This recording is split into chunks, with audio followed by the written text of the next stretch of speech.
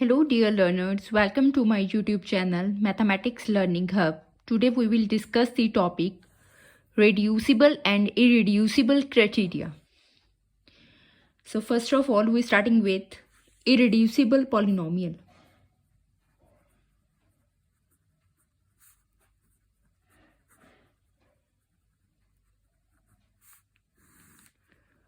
What is irreducible polynomial? Irreducible polynomial क्या होती है? Let R be a ring all you know. R be a ring and fx belongs to Rx.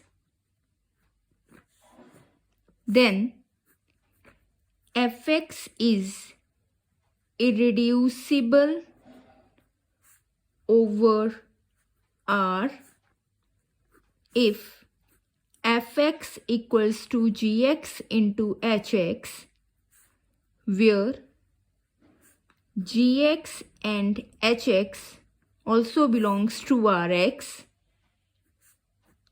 Then either degree of gx equals to 0 or degree of hx equals to 0.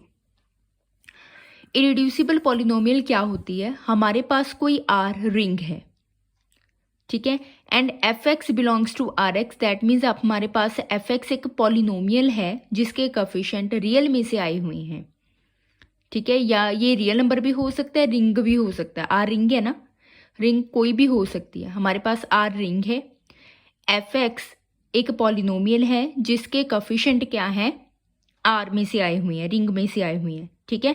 तो हम इस polynomial को irreducible कब कहेंगे? कि अगर इसको दो पॉलिनोमियल्स जो कि जिनके कोफिशिएंट उसी आर में से आए हुए हैं, G X H X belongs to R X बोल रहे हैं ना, G X H X belongs to R X का मतलब G X and H X दोनों पॉलिनोमियल्स हैं जिनके कोफिशिएंट आर में से आए हुए हैं, ठीक है. क्या दिया हुआ है कि हमारे पास कोई पॉलिनोमियल है एफ एक्स, ठीक है, जिसके कोफिशिएंट रिंग में से आए हुए हैं.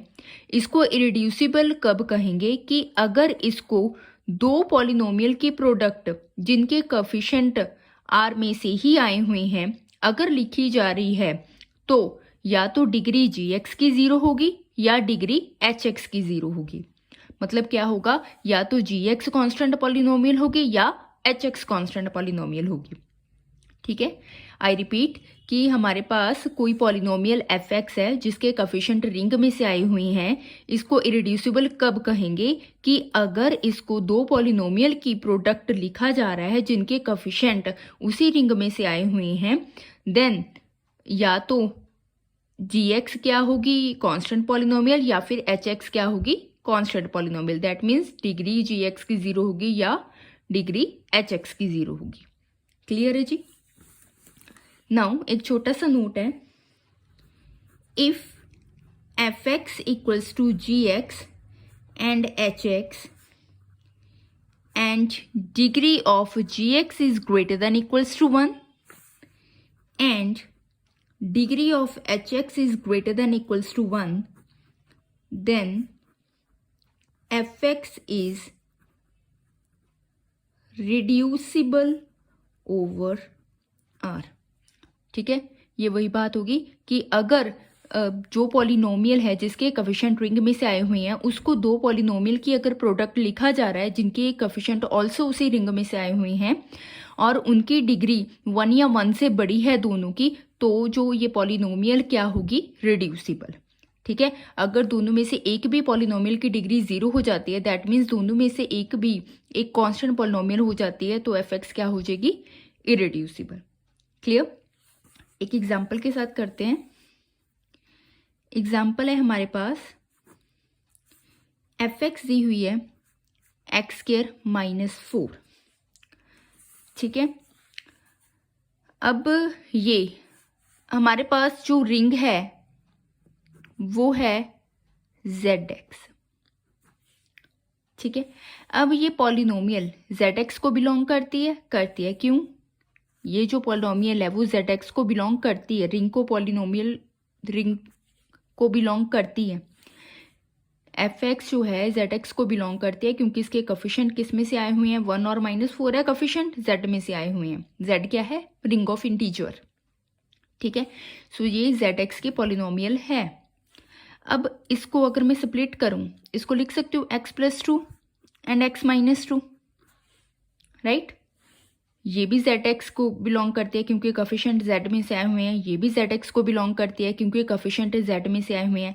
दैट मीन्स एफ एक्स जो है वो दो पॉलिनोमियल की प्रोडक्ट लिखी गई जिसके कोफिशिएंट जेड एक्स में से आए हुए हैं।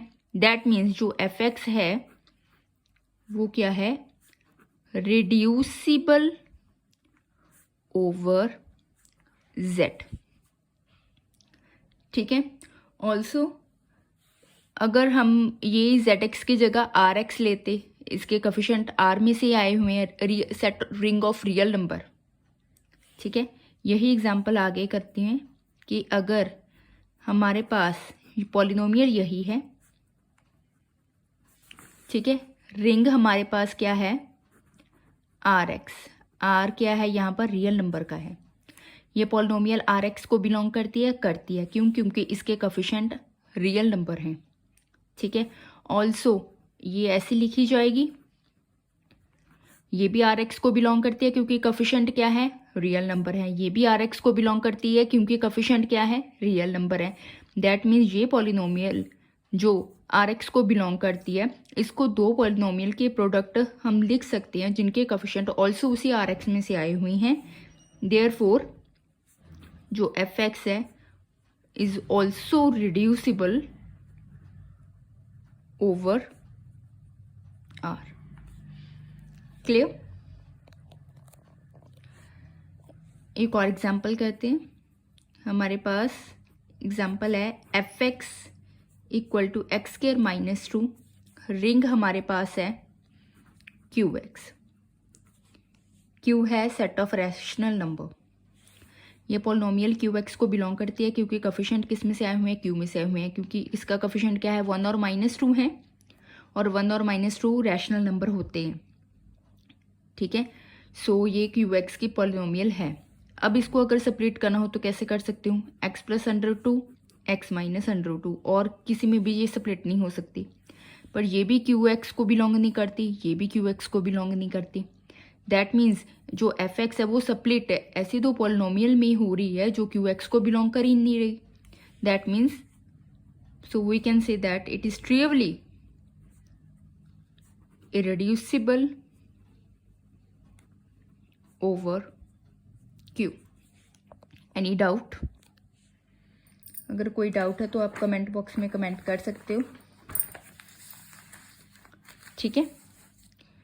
नाउ रिड्यूसिबिलिटी एंड इरेड्यूसिबिलिटी को चेक करने के लिए हमारे पास टेस्ट्स हैं, जिसमें फर्स्ट टेस्ट है रिड्यूसिबिलिटी या इरेड्यूसिबिलिटी।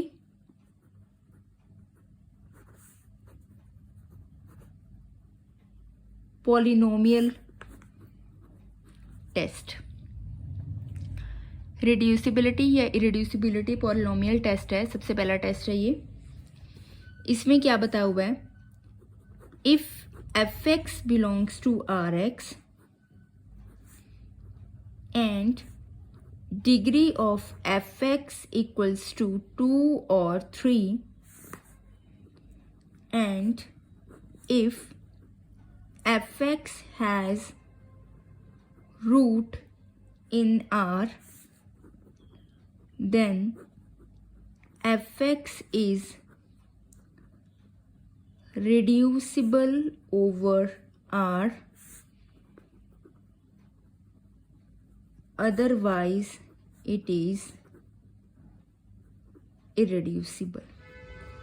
इसमें क्या बताया हुआ है कि हमारे पास एफ एक्स कोई पॉलिनोमियल है जिसके कोफिशिएंट रिंग में से आए हुए हैं, अगर तो इसकी डिग्री 2 या 3 है।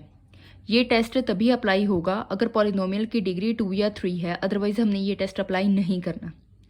इसमें क्या है कि हमारे पास एफ एक्स कोई पॉलिनोमियल है जिसकी डिग्री 2 या 3 है, ठीक है। अगर इसका रूट उस रिंग में मिल जाता है, यहाँ पर आर रिंग है, अगर उसका रूट रिंग में मिल जाता है रूट मतलब वो वाला हमारे पास एक नंबर जो पॉलिनोमियल को सेटिस्फाई करता है। अगर उसका रूट हमें पॉलिनोमियल का रूट सॉल्यूशन अगर रिंग में मिल जाता है तो वो रिड्यूसिबल होगी, अदरवाइज क्या होगी, इरिड्यूसिबल। अदरवाइज का मतलब अगर उसका रूट नहीं मिलता तो वो क्या होगी, इरिड्यूसिबल। फॉर एग्जाम्पल fx हमें दी हुई है x² + 1 और रिंग दी हुई है Z2। Z2 हमें पता है रिंग, ये हमारे पास रिंग है Z2। ठीक है, सबसे पहले जो ये fx है ये Z2x को बिलोंग करती है क्योंकि x² + 1 बिलोंग्स टू Z2x है। क्यों? क्योंकि Z2 में क्या आता है, 0 और 1। इसके जो कोफिशिएंट है वो Z2 में है, सो ये पॉलिनोमियल क्या होगी, Z2x की होगी। ठीक है, अब इसके रूट्स क्या क्या हो सकते हैं। ठीक है, अब क्या इसके रूट Z2 में मिलते हैं इस पॉलिनोमियल के। ये पॉलिनोमियल जो Z2x को बिलोंग करती है और इसकी डिग्री भी क्या है, 2 है, ये Z2x को बिलोंग करती है। क्या इसके रूट Z2 में है, ये चेक करते हैं। fx क्या है, x² + 1। पहले हमने फर्स्ट एलिमेंट उठाया, f0 किया, ये क्या आया, 0 + 1, क्या आंसर आया, 1। सेकेंड एलिमेंट उठाया 1, इसमें पुट किया 1 + 1, वो क्या आया, 2। Z2 का मतलब mod 2 करना होता है, 2 का मतलब क्या हो गया, 0। मतलब जब f में इसका 1 पुट किया तो आंसर क्या आया, 0। दैट मीन्स x इसका 1 इस सोल्यूशन है और वो सोल्यूशन इसमें मिलता है। इससे क्या पता चला कि fx has root in Z2x, इसमें इसका रूट मिलता है। इसका मतलब fx क्या है, क्या बताया था मैंने, रिड्यूसिबल। अगर रूट मिलता है तो रिड्यूसिबल ओवर Z2। क्लियर है? ठीक है, चलिए आगे। नेक्स्ट है fx दी हुई है x² + x + 1।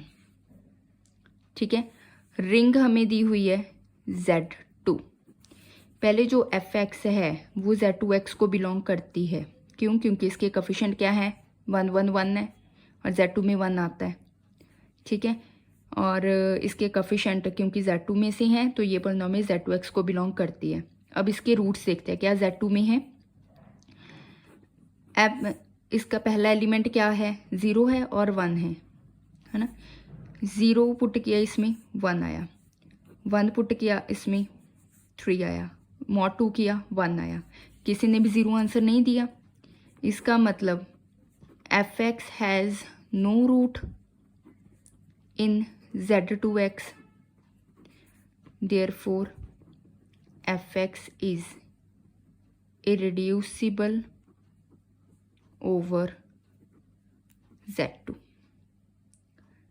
कोई डाउट है तो आप पूछ सकते हो, पर ये याद रखना है ये टेस्ट तभी अप्लाई होगा अगर पॉलिनोमियल की डिग्री 2 या 3 है, अदरवाइज ये टेस्ट अप्लाई नहीं होगा। ठीक है, आज के लिए बस इतना ही। अगर आपको लेक्चर पसंद आया है तो लाइक करो, चैनल को सब्सक्राइब करो और मैक्सिमम शेयर करो ताकि मैक्सिमम स्टूडेंट्स को इसका बेनिफिट मिल सके। सो मिलते हैं हम नेक्स्ट वीडियो में। Thank you, have a nice day.